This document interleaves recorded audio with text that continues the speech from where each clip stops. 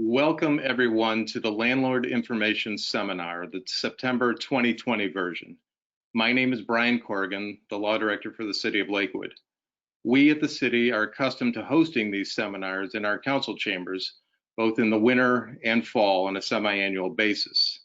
This year, we are very excited to be able to offer this seminar in a remote method so that you can view this from the safety and comfort of your own home and to get the information needed to assist you in maintaining your property and maximize your experience to offer a safe, quality rental option to your tenants and maximizing the value of your property and investments. COVID-19 has and continues to be a challenge to us all. It has and still is a real threat to public safety. We at the city have taken numerous measures to protect our residents as well as the employees of the city. City Hall is open for the Lakewood Municipal Court and is open on a limited appointment-only basis for city departments. Temperatures will be taken upon entrance and masks are required. Some staff at City Hall are working remotely. Still, many are currently working in their offices, keeping the city services at a very high quality. Phones are being answered, emails responded to, so please, if you need assistance, call or email. It may be delayed, but we will get back to you. All employees are wearing masks while on the job pursuant to governor's orders. This mask rule applies statewide and in common areas of apartment buildings and businesses, or in any area where one is not able to maintain social distance. While presenting numerous challenges, this new way of life has brought opportunities as well. One of these opportunities is the chance to better utilize the technology that is available to communicate with our loved ones, our coworkers, and our constituents, the citizens of Lakewood. So that is what we will do here today, is to present to you the Lakewood Landlord Information Seminar remotely, and we will evaluate this for possible future presentations as well. There is a guidebook titled Best Rental Practices, a Manual for Lakewood Landlords, which is available at onelakewood.com, the site that you logged in for this seminar, and hopefully there will be a link for this manual at the end of this broadcast here. There is a lot of useful information on this site, which I encourage you to take a look at. Also, after you have viewed this video, at the end, a link will appear to confirm your attendance here today. Please click on this link and fill out the information attesting to your attendance. This is required. This link will also be available at the website www.onelakewood.com/landlord/. So on behalf of Mayor Megan George, I want to thank everyone for tuning in today, and we will get things started. We have a very talented lineup of speakers today on a variety of topics which are aimed at making the rental experience a good one for both landlord and tenant. First out of the box is Katie Meehan from the Mayor's office to give us a brief update. Next, we are privileged to have Lakewood Municipal Court Judge Patrick Carroll. After Judge Carroll, we will have Mary Lee and possibly Dan Wyman from our Division of Planning and Development. And last, we will have Christopher Parmalee from our Building Department. So with all that being said, thank you for tuning in today, and we will begin with Katie Meehan from the Mayor's office. Katie.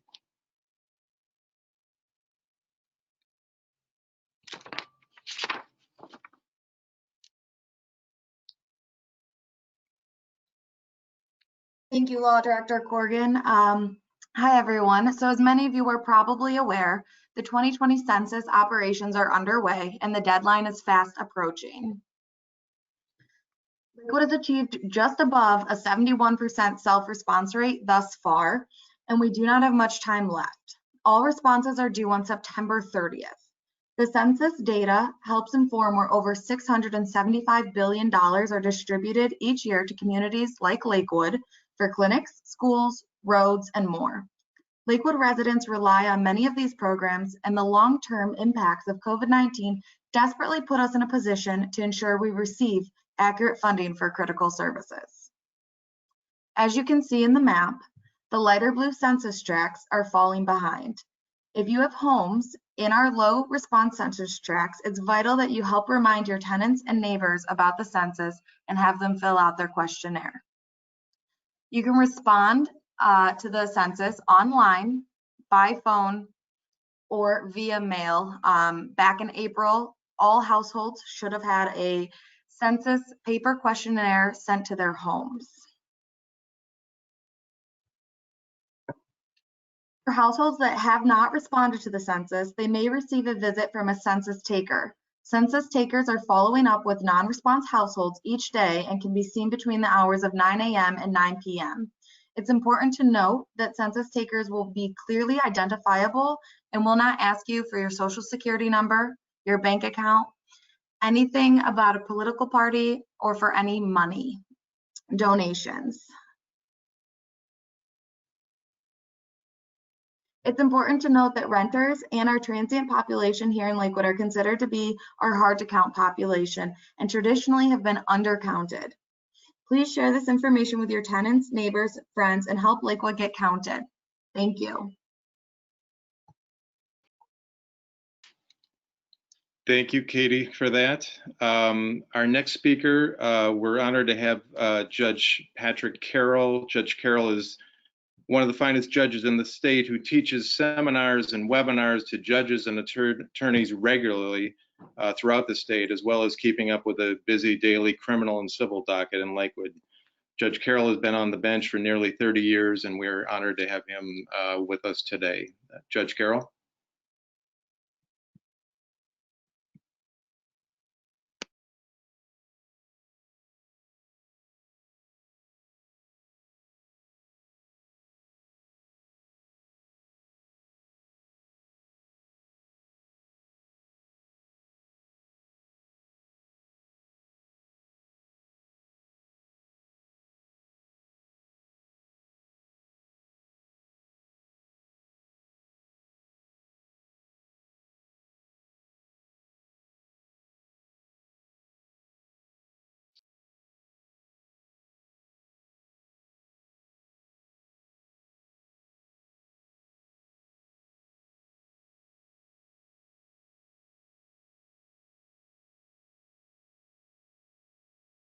All right, we're there.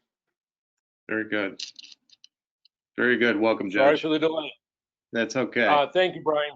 Good afternoon, everybody. This is, I'm honored to be part of this program. I have had the privilege of serving as judge in this community for over 30 years. I want to take some time to talk about the landlord-tenant law and how it applies with evictions.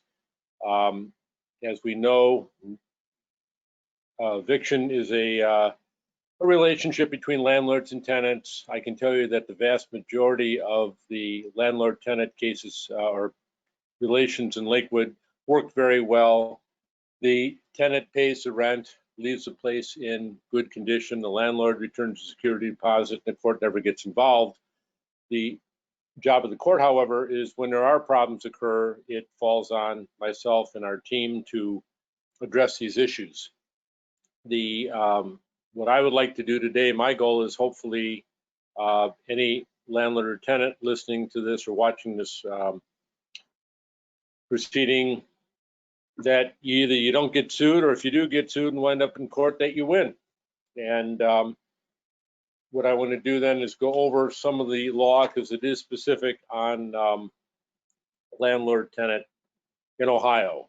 First of all, we're talking about residential property only today, which is the vast majority. There is a Chapter 5321 of the revised code, which is the Landlord-Tenant Act. It sets out the rights and responsibilities of both the landlord and tenant in every residential situation. Just to give you an idea, this was passed in 1974. Prior to that, this is a very slow-moving type of law. the prior amendment to landlord-tenant law before the 1974 Act was the statute of wills under Henry VIII in 1540. So, like I said, it doesn't move very quickly, but the 1974 Landlord-Tenant Act was very radical for the state of Ohio. It sets out statutory provisions and requirements by landlords that may not be modified by the lease. In other words, part of whatever agreement a landlord may have with the tenant is set by Ohio law and cannot be modified. There's certain things that a landlord can put responsibilities to the tenant, others they cannot. And I want to go over those. First of all, most importantly, is when is there a landlord-tenant relationship? A landlord-tenant relationship exists when there are two things. There's delivery of possession of the real rental property to the tenant, that the tenant has sole and exclusive rights to the property, and there's an execution of a rental agreement. This is important because if there's not a landlord-tenant relationship between the parties, it may affect, we'll talk a little bit down the line about security deposits. And a landlord, if there's a relationship between the two, if a landlord-tenant relationship is established, the landlord could end up paying double the amount of the security deposit. That only applies if there's a relationship established by law. So these are the two criteria for a landlord-tenant relationship to occur. A prospective tenant comes in, applies for an apartment. The landlord has them fill out an application, make a deposit. The tenant calls back and says, I don't want it. There's no landlord-tenant relationship that ever occurred between the parties because there was no rental agreement and no delivery of the premises. Landlord-tenant relationship is established by rental agreement. It can be either written or oral. I would strongly advise you to make it in writing. As I said before, nobody wants an agreement a relationship to go sour, especially landlord-tenant, but sometimes they do. And when they do go bad, it's so much better that a landlord or a tenant can go to a specific document and say, here are my rights, here's my obligations, here's the other person's duties to do, as opposed to a verbal one where you go by recall. I thought he said this, no, I thought it was that.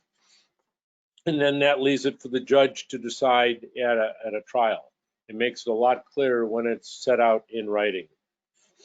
Rental agreement, as I said, can be oral or written as long as it establishes the terms, conditions, rules, and regulations for the occupancy of the residential property. There are certain things that are barred. The landlord, as I said, cannot agree to have the statutory duties, which we'll talk about in a moment, assumed by the tenant. No warrant of attorney to confess judgment. That's a cognizant note. No agreement to pay attorney's fees. A landlord cannot limit their liability, with the possible exception that if there's a nuisance, and Lakewood has nuisance laws, if the police are called many, many times, the property owner is responsible because it's the act is being done by the tenant, not by the landlord. If that's in the lease, though any expenses or fees incurred by the landlord could be imposed on the tenant. But again, that must be in your written agreement. And again, no agreement to modify the landlord's statutory duties.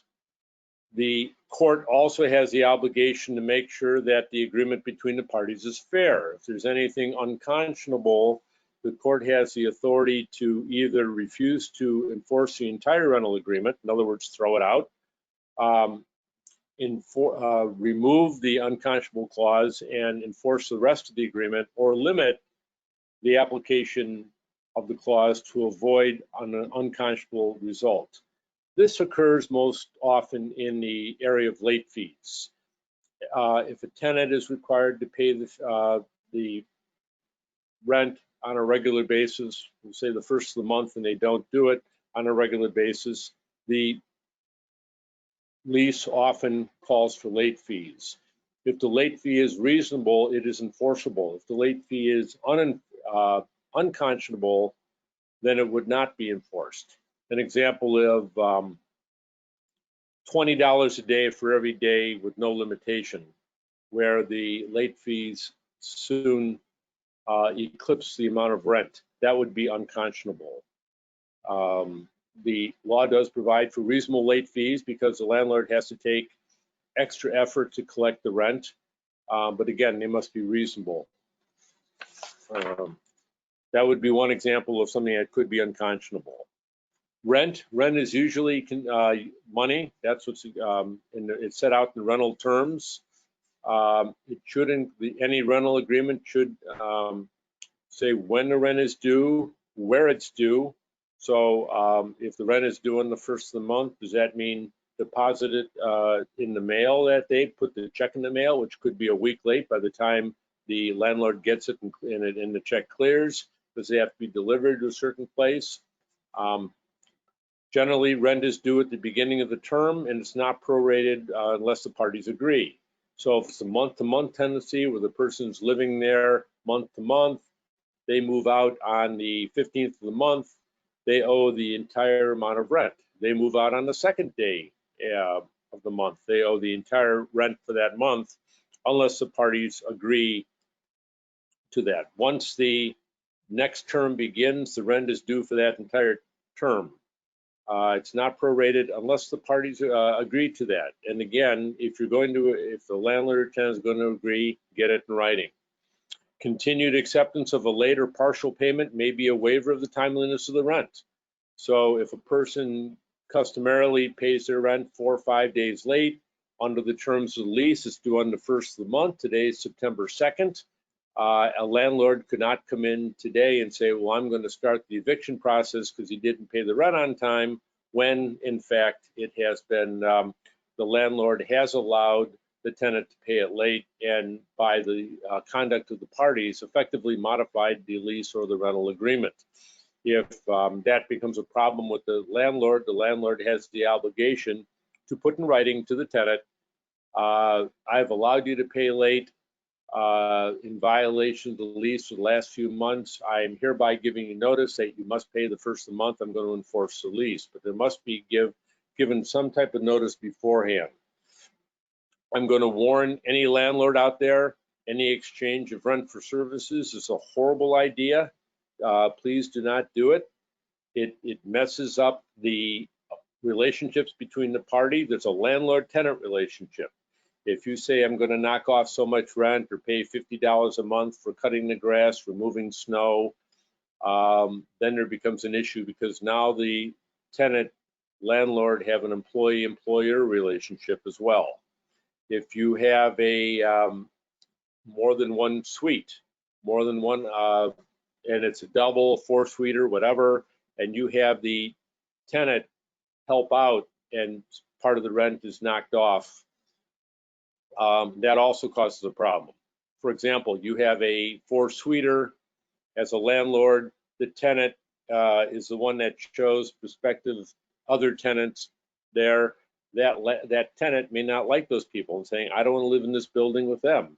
He or she could make certain racial, sexual, or other comments, and because they're acting as a landlord's agent, that could be a fair housing violation against the landlord, even though the landlord didn't even know it was happening.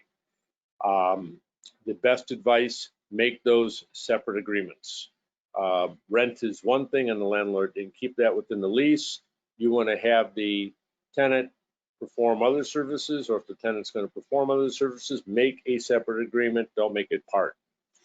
The landlord's obligations are set out by statute of what must be in there and cannot be modified, as I said. I know I said this before and I can't stress it enough. The obligation is to maintain the premises.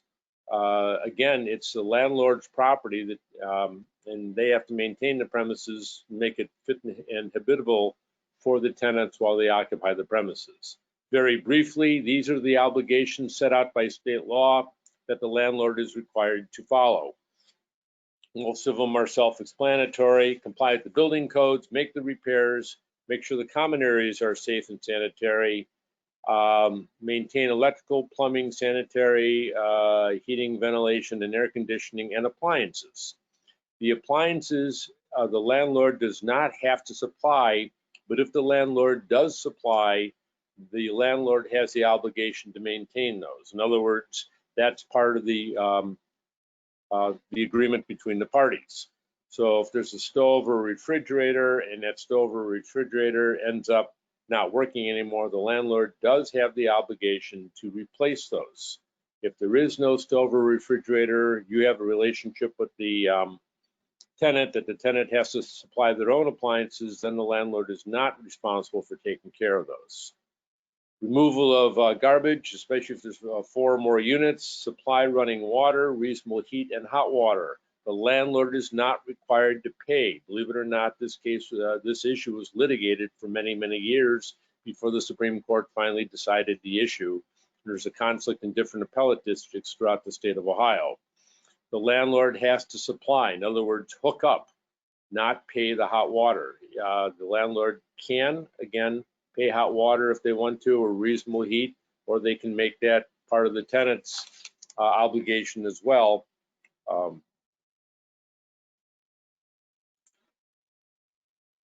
The landlord has the right of access to the property, cannot abuse it, and has to give reasonable notice. Reasonable notice is normally construed to be 24 hours. That's going to depend on the circumstances. The idea, it's a balancing between the tenant's right of privacy, it's the tenant's home, they're renting the home, and the landlord who is in there for the long haul and wants to make sure that the property isn't being damaged, or there's some repairs from time to time. Now, if you've got a upstairs, downstairs double, and the downstairs tenant calls the landlord and says there's water flowing through my closet because there's a leaky pipe, then obviously the landlord could make immediate entry into the property.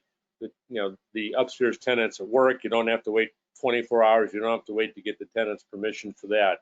Again, it's going to depend on the reason why the landlord wants to get into the premises. The tenant might say, I'd like to be present, or I don't want to be present, and they can make those arrangements. The tenant also has obligations that are set out by statute, but they may be assumed by the landlord. The landlord's obligations cannot be assumed by the tenant, but it work the same way for the tenant. And again, they're commonplace, common sense, keep the premises safe, dispose of the trash, keep plumbing fixtures clean, comply with all safety codes, building codes, use electrical plumbing fixtures properly, prohibit others from damaging the property. The tenant has the obligation, if there is a problem, to notify the landlord. There's a dripping faucet, a leaky pipe, notify the landlord so it doesn't cause damage to the rental premises. Maintain any appliances supplied by the landlord. Not to disturb the peaceful enjoyment of the others. The other people who are living in that rental premises have the right to peaceful enjoyment, and then prohibit illegal drug activity by other tenants. Things that come up from time to time is multiple extension cords without surge protectors, which could be a fire hazard. Those are issues that the tenant has the obligation to let the landlord inspect to make sure. Repairs by the tenant. Again, if the tenant's going to conduct repairs, the tenant has the obligation when they leave the rental premises to make sure it's in the same good condition as it was when the tenant took occupancy. If changes are going to be made, they should be made with the consent of the landlord. And again, this should be put in the rental agreement. Issues come up, especially where the tenant does some work and then expects to be paid or reduced rent.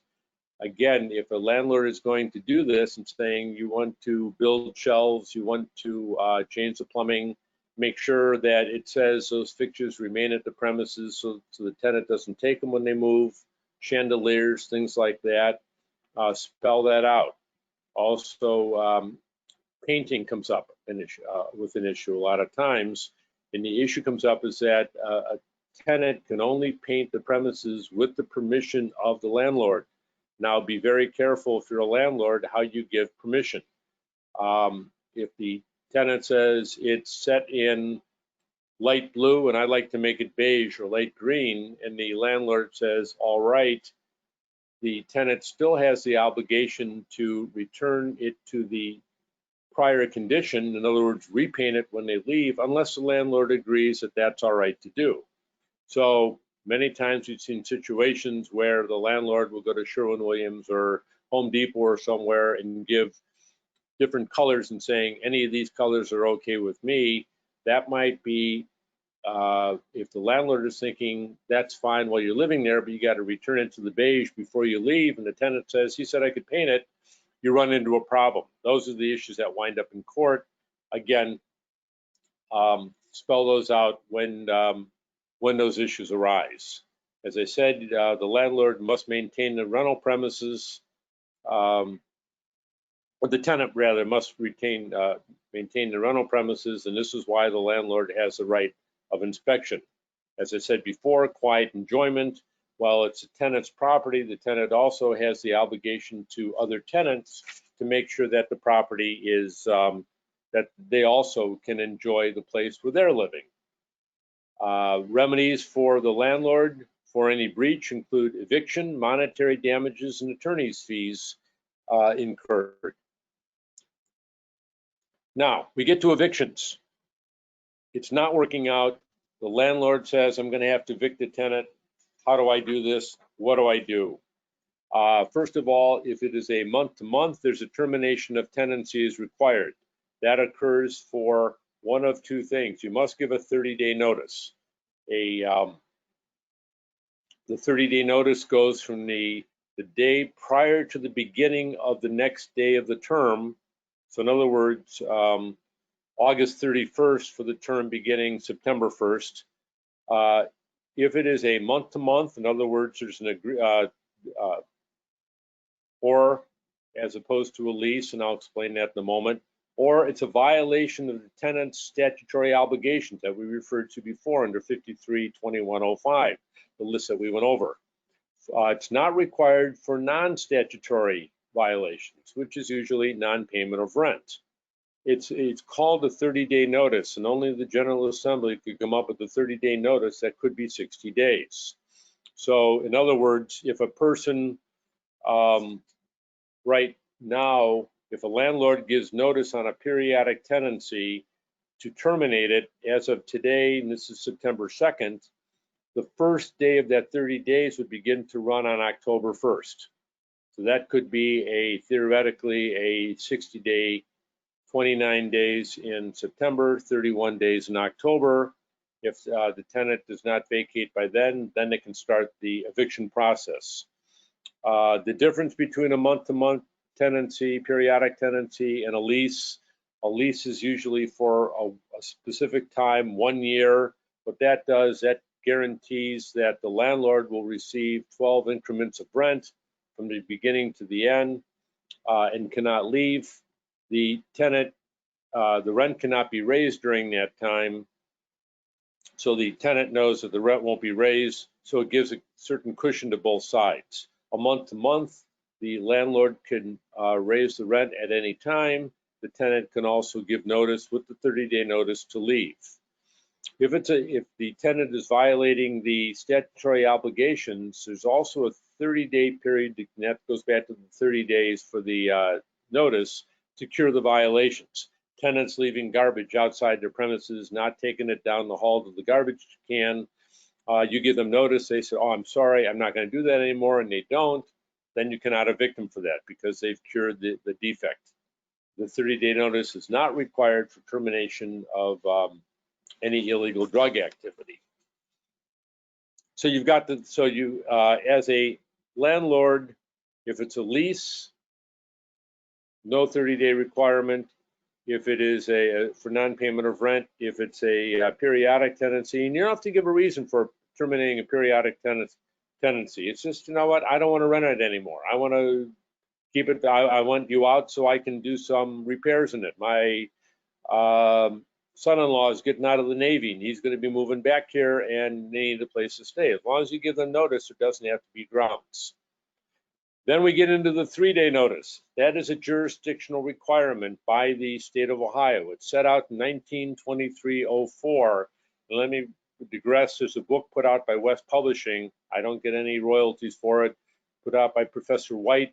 The Lakewood Library has it. I would strongly encourage any landlord who's in there for the long haul to either get a copy of it or become familiar with it. The 3-day notice is mandatory. It sets out the language that must be set out. If the language is not what's in the statute, within the quotes in the statute, then the 3-day notice is not valid. It must be in writing. It cannot be oral notice by telephone. It must be conspicuous. And it is in addition to the 30-day notice. So there's first the 30-day notice, if that applies, then the 3-day notice. The 3-day notice does not include the day it's served on the tenant. It does include intervening Saturdays, Sundays, or weekends, or holidays over the weekend. So in other words, if I serve the notice on a Friday, this coming Friday, Saturday, Sunday, and Monday is a legal holiday, I could then file the complaint for eviction on Tuesday. If you file it premature, it must be dismissed. It cannot be cured because it goes to the jurisdiction of the court.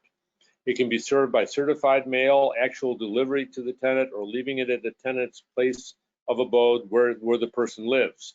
If you're going to leave it at the person's place, tape it to the door. If the person's not home, it must be the door to the actual suite. So again, if it's a 4-suiter, not the door on Clifton, but the actual door that goes into the apartment itself. All right, so there's the 30-day notice, then there's the 3-day notice, then there's the service of the complaint. So you file the complaint with the Lakewood Municipal Court. You must mail it in the court. You give instructions to the clerk of court. They'll have it mailed by ordinary mail, your regular mail, and then personal service or residence, or certified mail. So it's 1 and either 2 or 3.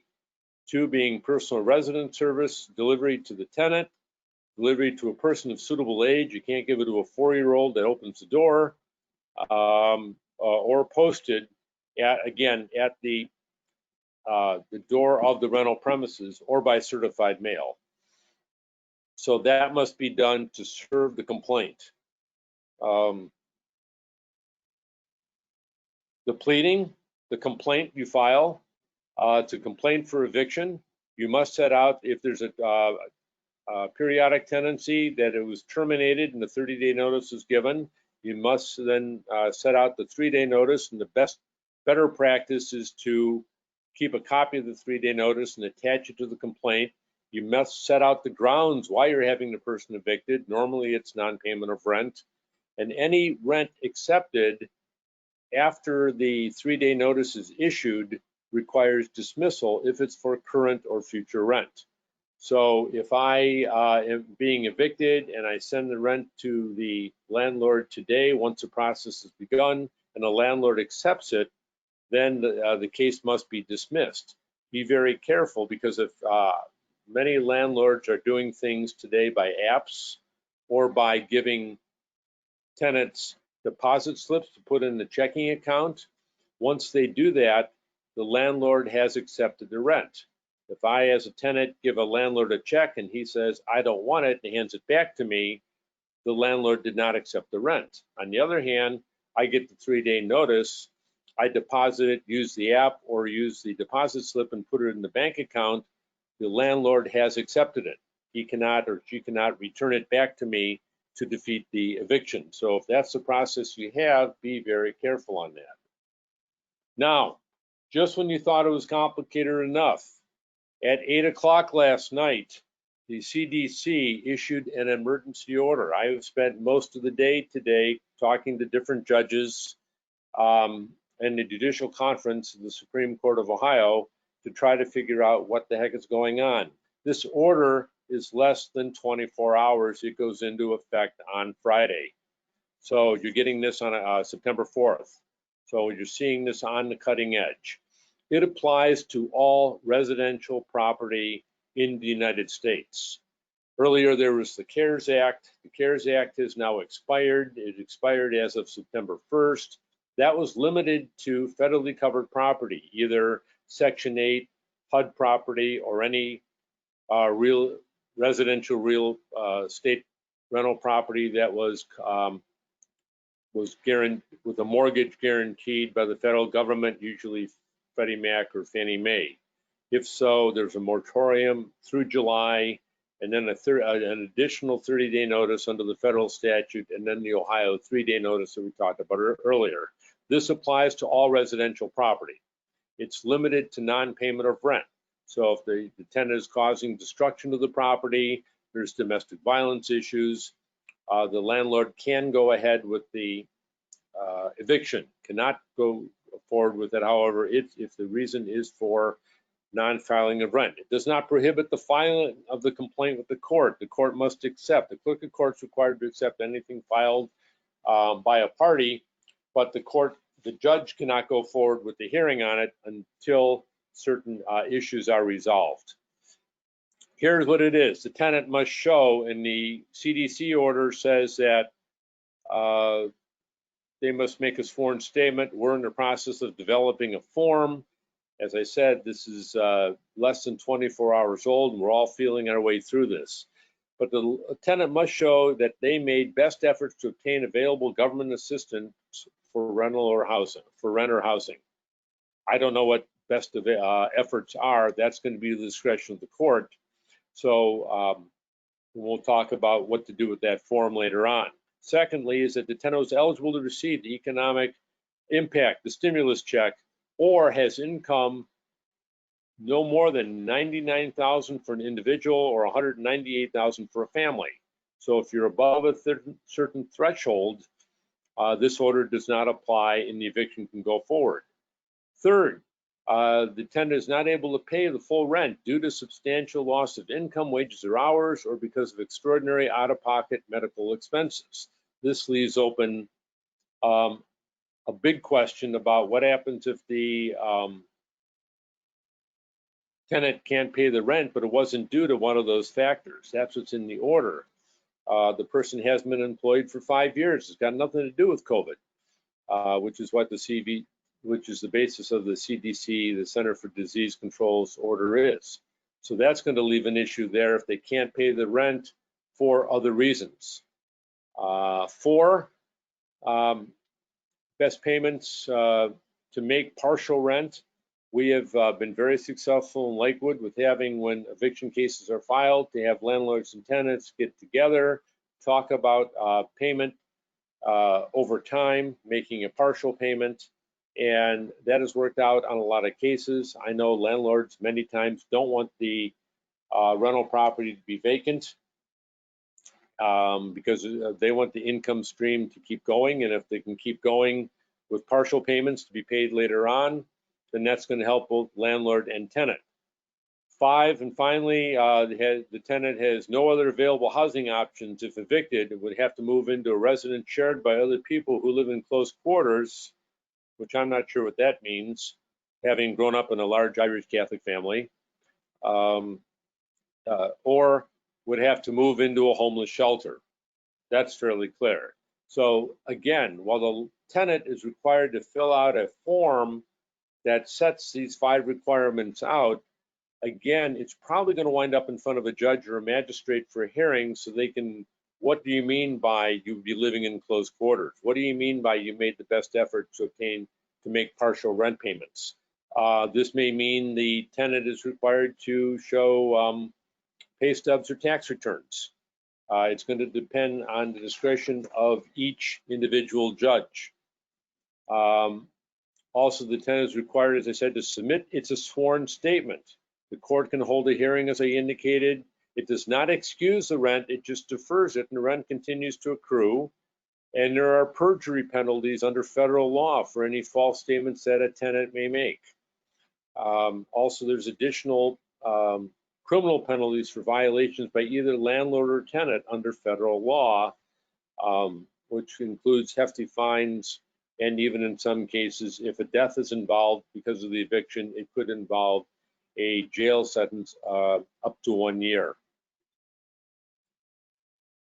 All right, so those are the issues under the CDC change that just came through yesterday. Then, when is a hearing going to be conducted? As I said before, with this new CDC law, I think the court is going to have an initial hearing. So if you're a landlord, if one of those 5 criteria apply, don't expect to come in and be getting rid of eviction right away. We're going to move these as fast as we can, given the fact that we have to space them out because of the COVID-19 situation for the safety of everybody, including the landlords and tenants and the court staff. But the first hearing may be, does it qualify under the CDC order? And then secondly, if it does, then proceed for eviction or not to proceed with eviction. The court cannot order the eviction and stay it until January. The CDC order goes into effect September 4th and is in effect until December 31st of this year. In other words, for the remainder of 2020.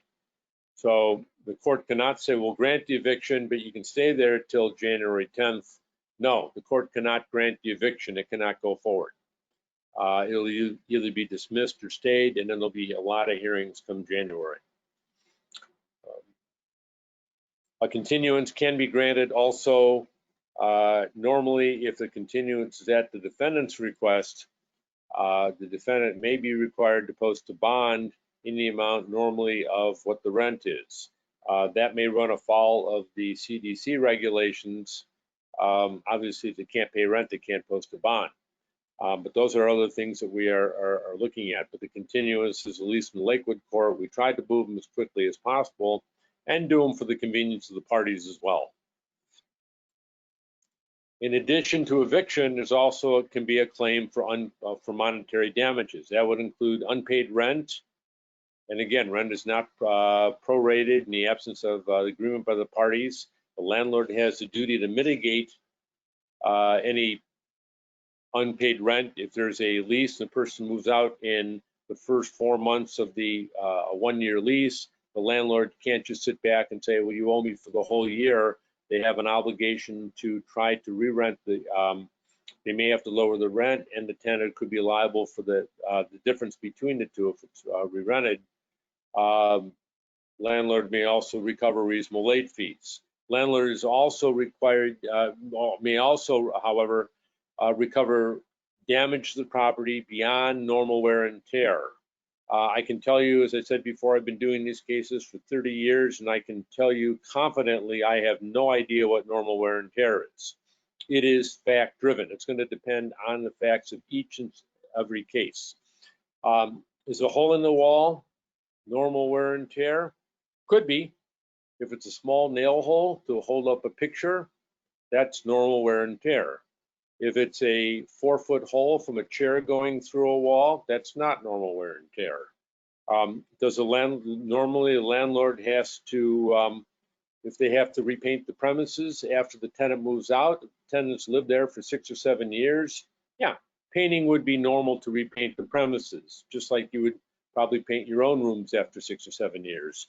If it's 6 or 7 weeks, or I've had a case of 6 or 7 days, where the tenant moved out and destroyed the place, well, that's not normal wear and tear. So it's ordinary, reasonable, normal wear and tear. If you are claiming damages for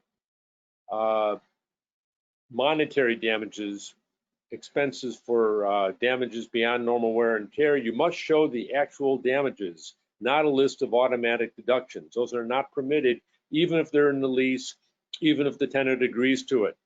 A liquidated damage clause is prohibited as well. In other words, you can't say if the tenant moves out early, he automatically owes this much as a penalty. That is not permitted.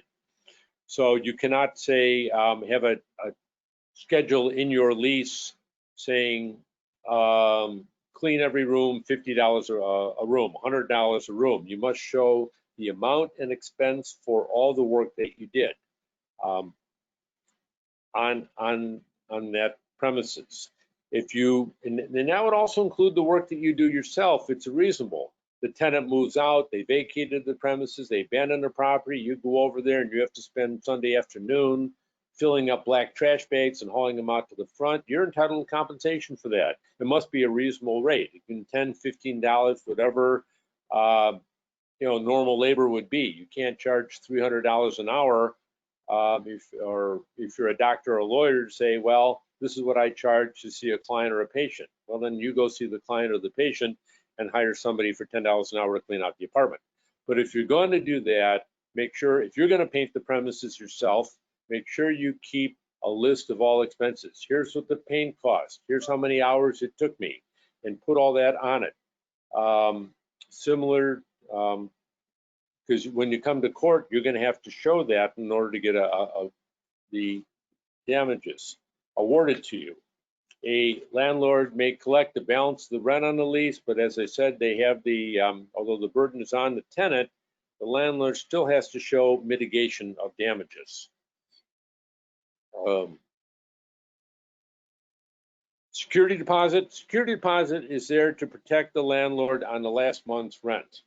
And this is the final thing I want to talk about. I know at the CDC I'm taking up a little bit more time, but I think that that's very important.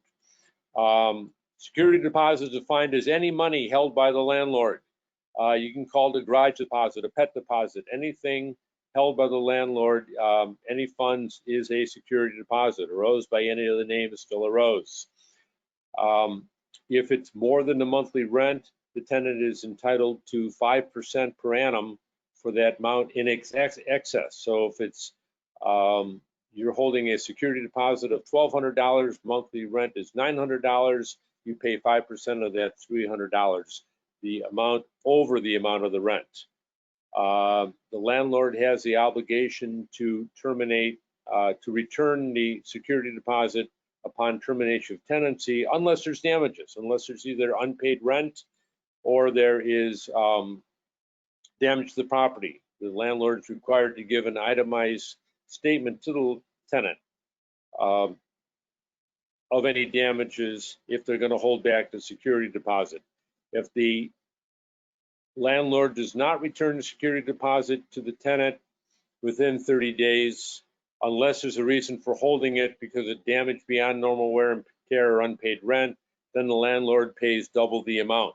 So to use an example, let's say the rent is $850 a month. The landlord returns $350 of it, saying that was damage to the property, or they hold back the whole amount, and then tenant comes to court, and it turns out only $350 was really damage to the property. The rest was not beyond normal wear and tear. Then the balance would be $500. The landlord would owe double that, $1,000 to the tenant, even though there was $350 of damage. The case out of the Supreme Court in 1985, which stands as wrongfully withheld. They've taken these subjective, it's not that you're mean to the tenant if you're a landlord, it's not subjective, it's an objective standard. 30 days after the security, after they move out and give a last known address, you must give them the security deposit unless there's damage in excess of the security deposit. I'm a landlord. The tenant moves out. I go to see them when they go to move out. The place is gorgeous. It's in better shape than it was when they moved in. And I say, I'm going to get them their check right away. You know what? They moved over to Rocky River. I'm not going to mail it. I'm going to drop it off to them.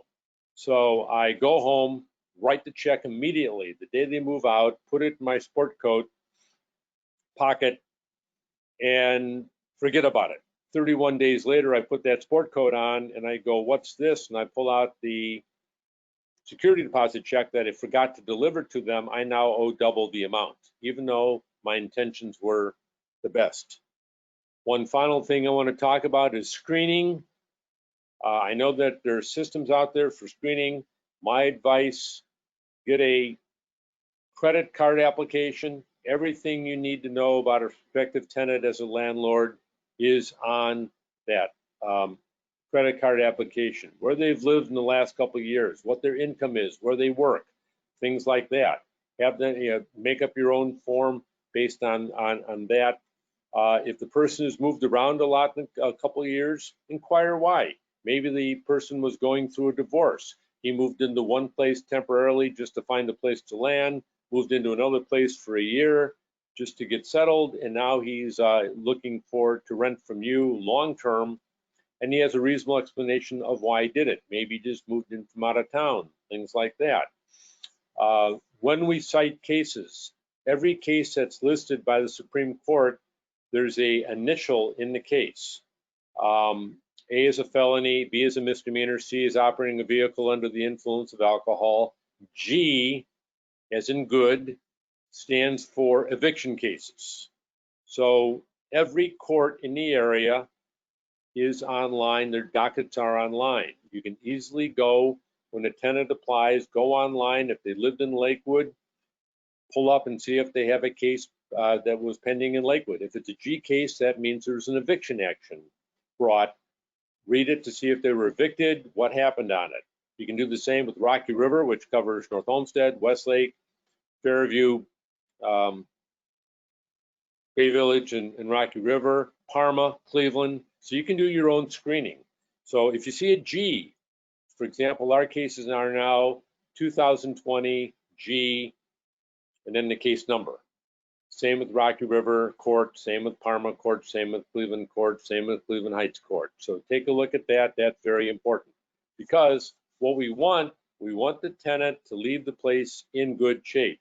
We want the tenant to send you one of these when we're all done. I want to thank you for your time. I know I've gone through this very quickly. I know the CDC order was a curveball that they threw at us, and I wanted to get that out to you.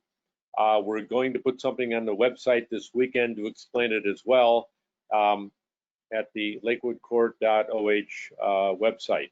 But I want to thank you, and can turn it over, if he's still here, to Mr. Corrigan. Judge Carroll, thank you so much for that very thorough presentation. And I've been a lawyer for a while, not quite as long as you've been a judge, but I definitely have learned a few things here today. So thank you so very much. That was an excellent presentation. And again, the CARES Act, the CDC, we will have something on the website over the weekend on that. We're still fleshing it out, but that will be there for anybody who needs to see it.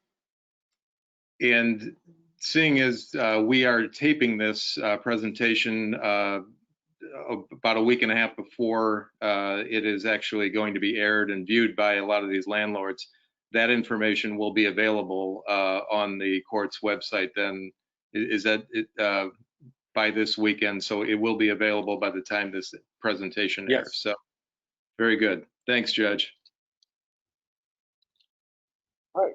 Thank you. Thank you. Okay. Our next presenters will be Mary Lee and Dan Wyman, who are both work for the Division of Planning and Development. And Mary and Dan will be informing us today and informing all of us of the services and programs available through Planning and Development. So Mary and Dan, you've got the stage. Great, thank you, Brian. So thanks everyone for taking time to participate in the City's Landlord Seminar. My name is Mary Lee, and I'll be discussing Lakewood's Emergency Rent Assistance Program. This program is a critical new resource for Lakewood households negatively impacted by the pandemic who are struggling to pay their rent. Lakewood's tenants who meet federal income eligibility requirements may qualify for at least 3 months of rent assistance, including unpaid back rent retroactive to March 15th, 2020. All payments are made directly to landlords. If the landlord has an eviction claim, they must forego that claim within 5 business days of receiving payment. The city is partnering with Lakewood Community Service Center and CHN Housing Partners to administer the rental assistance program. If you have tenants behind on rent due to loss of income during the pandemic, please encourage them to contact these agencies for assistance. Please share information about this program with your tenants on your website, in tenant newsletters and communications, and by posting flyers in common areas. Your assistance in spreading the word is greatly appreciated and will certainly go a long way to help renters here in Lakewood. While tenants apply for assistance and provide the majority of the required documentation, landlords will be asked to submit some additional forms. This documentation includes an IRS Form W-9, verification of rent in arrears, and a copy of the tenant's lease agreement. Additional information is available at our website, and along with links and a host of useful COVID-19 resources and information. Thank you for your time and partnership in the city's efforts to ensure Lakewood residents hit hard by the pandemic receive the assistance they need to remain in their homes.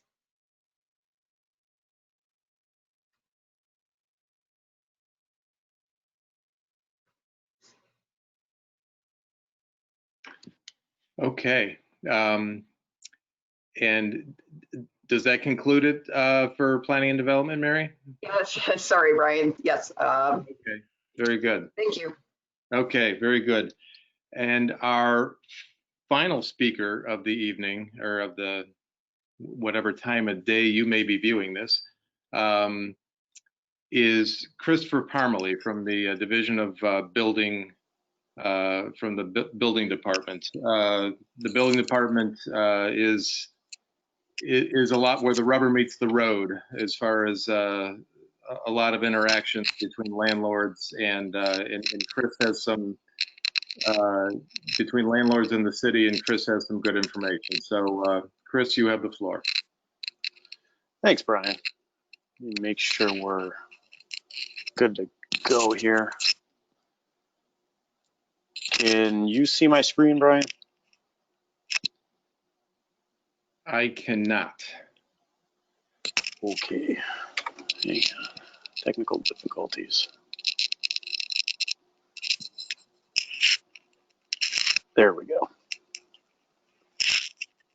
All right, we should be good now. Yes, it is. Okay. All right. Thanks, Chris. All right, thanks, Brian. Just want to say thanks to Brian Corrigan, Judge Carroll. That was some good information. Mary Lee from planning, Katie from the mayor's office, and Mr. Mike Coletta behind the scenes with our IT department that made this happen. We greatly appreciate it. Everybody knows 2020 is full of challenges. So good morning, good afternoon, good evening, whatever time of day you're watching.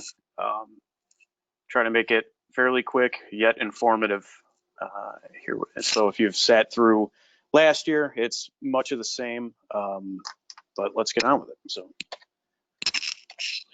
come on. All right, so my name is Christopher Parmalee. I'm the Assistant Building Commissioner, the Residential Building Official, and Housing Officer. The family and I live in Lakewood. Grew up here, grew up on Marlowe. We love it here. I mean, we love the schools, economic and social diversity, the walkability, the architecture. I'm a glutton for punishment in old homes, absolutely. It's the sense of community, and that's what makes us unique. And first and foremost, thank you for your purchase of your rental property and the investment that you have decided to make in our community. A little bit of numbers here. We're pretty packed in here. 50,866 residents. That's equal to almost 9,300 residents per square mile. 32,000 housing units. 45% owner occupied, 55% rental, which is huge. And that's why we're talking tonight, because it's a very, very important thing you folks are doing. Median housing value, this number was of 2019, 170,000. I would almost guarantee you that that's gone up. 180 miles of sidewalks, 92 miles of road in our little 5.6 square mile big little city. So some of the interactions you're going to have with the building department are interior and exterior inspections. The exterior inspections are completed from the right of way, such as a sidewalk or a street.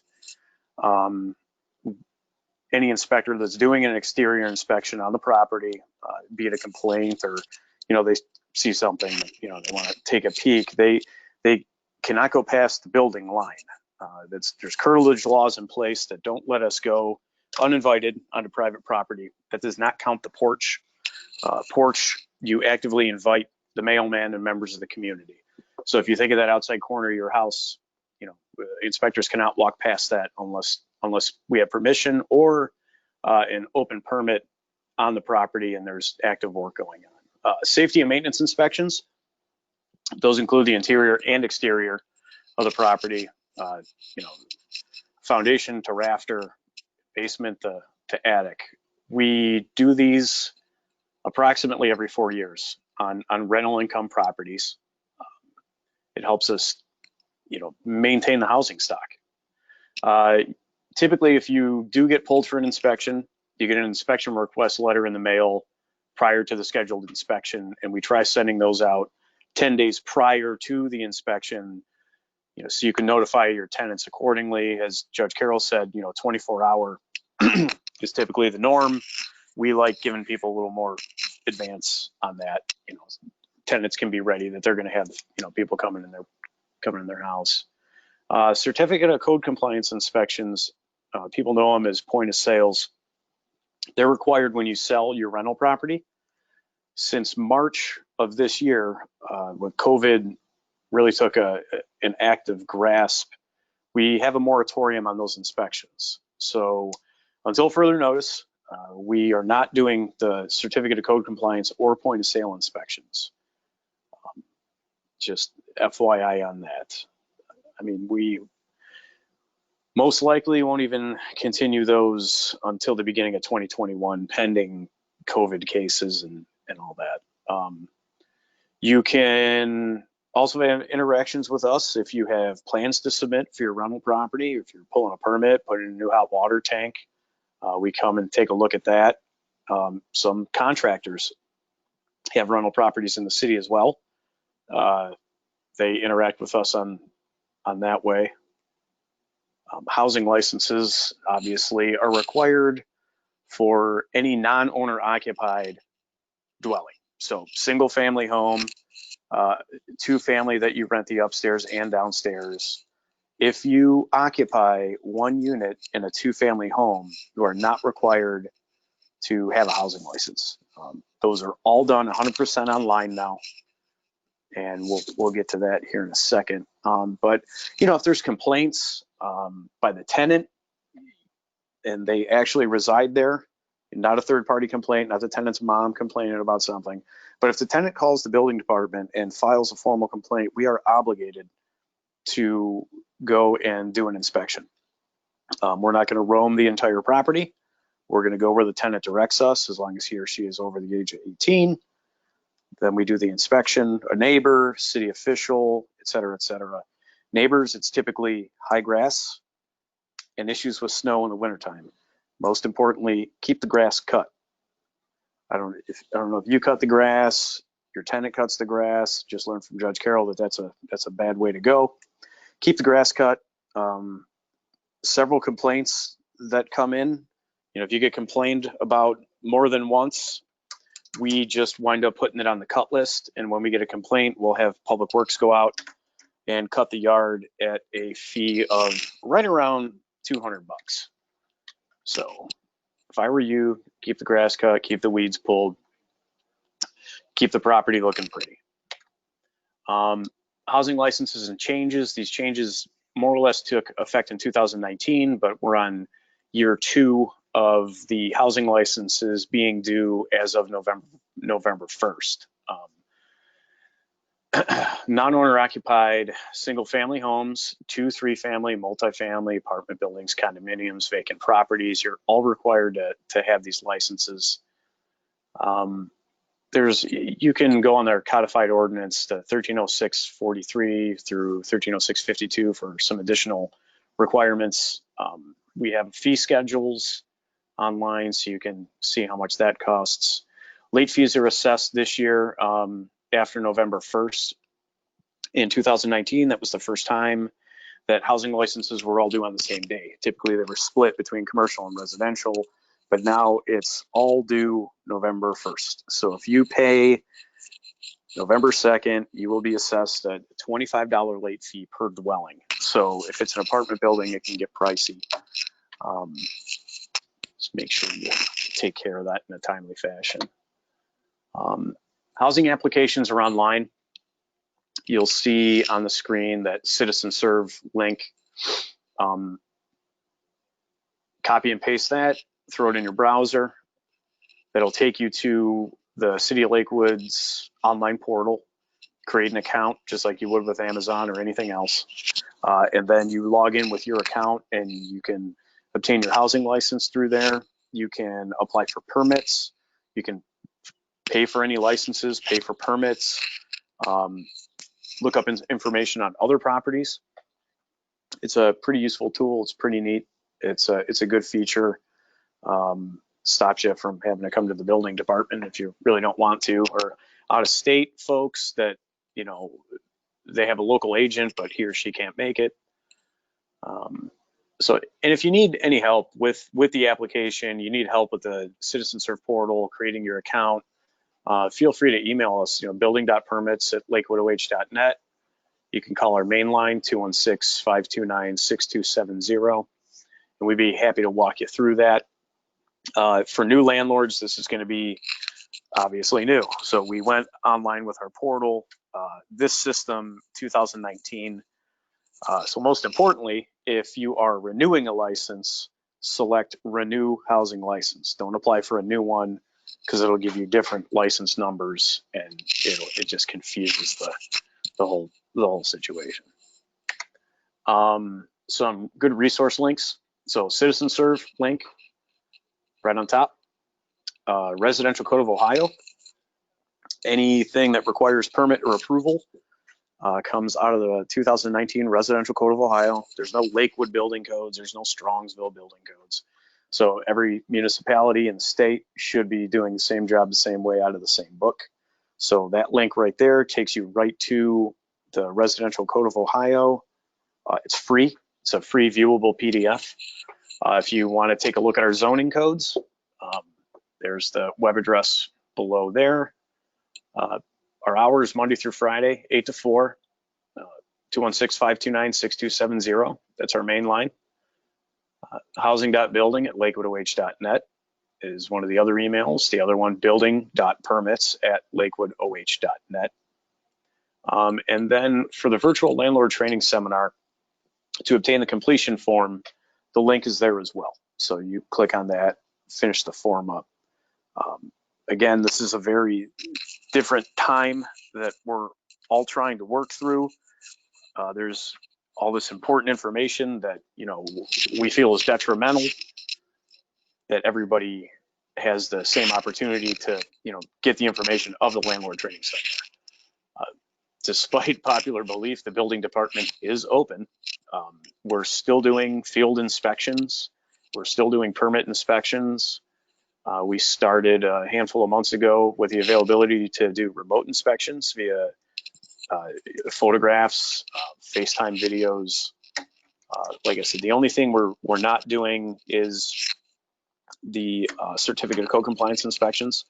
But to just let you folks know that if we do come out to the property, if it's for a permit inspection, if it's for a tenant complaint, we do have masks, we wear gloves, we avoid contact, try to maintain social distancing. It's really important. I mean, if we want to get through this as a community, we all have to do our part.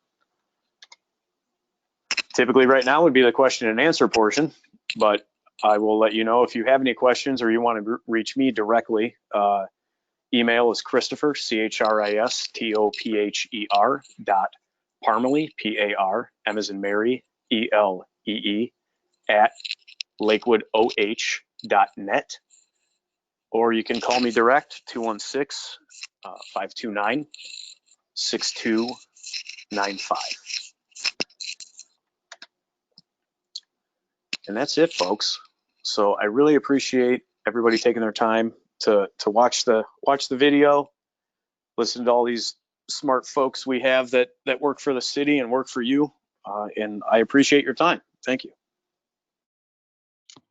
And then there's me, Chris. But I too would like to thank everybody for tuning in today, and thank you, as Chris said, for your investment in Lakewood.